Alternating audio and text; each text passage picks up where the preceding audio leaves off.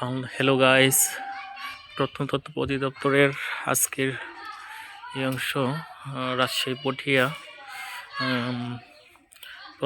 প্রজাদের জন্য কারাগার যেখানে নির্ধারিত ছিল। এই কারাগারে শত শত বছর আগে প্রজাদেরকে নির্যাতন করা হতো এবং এখানে বন্দি অবস্থায় রাখা হতো, তাদেরকে নির্যাতন করা হতো, এখানে অমানবিক অত্যাচার করা হতো, যেগুলো অনেক ধ্বংসস্তূপে পরিণত হয়ে গেছে।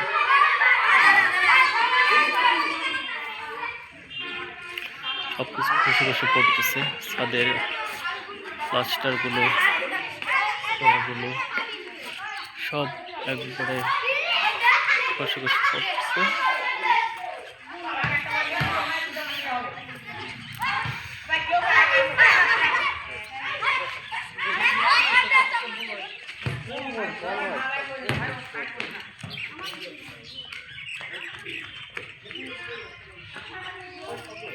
এই হলো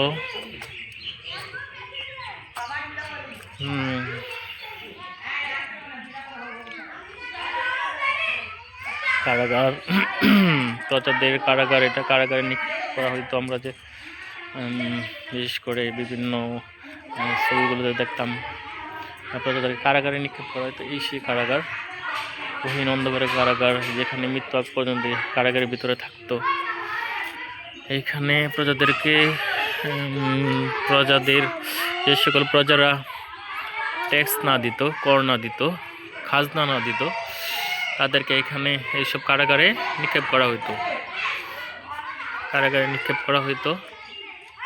এটা এখন সবই ধ্বংসস্তূপে পরিণত হয়েছে। যে কোনো মুহূর্তে এগুলো ভেঙে পড়ে যেতে পারে।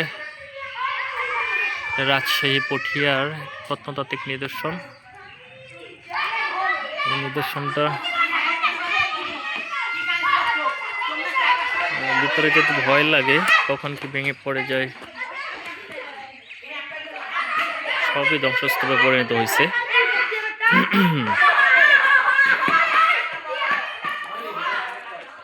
ছাদ ভেঙে গেছে, কাঠের যে ভীমগুলো ছিল এগুলো ভেঙে ভেঙে খসে খসে পড়ে যাচ্ছে।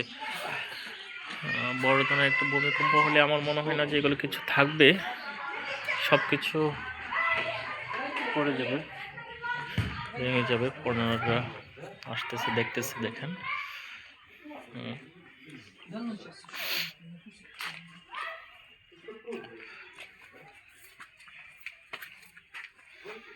দেখেন এই কারাগারগুলো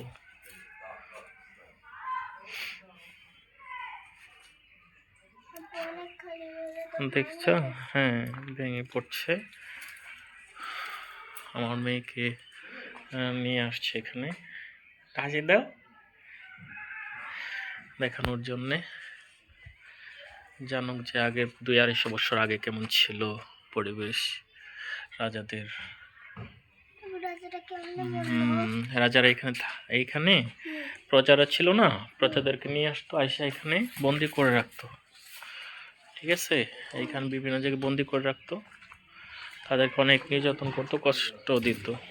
বুঝছো?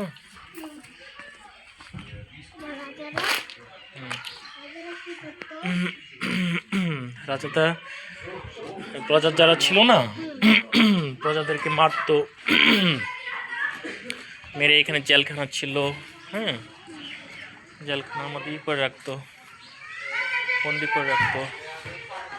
এই যে দেখো, এগুলো হলো জেলখানা। দেখেছ, এগুলো হলো জেলখানা, জেলখানার ভিতরে এই করে রাখতো।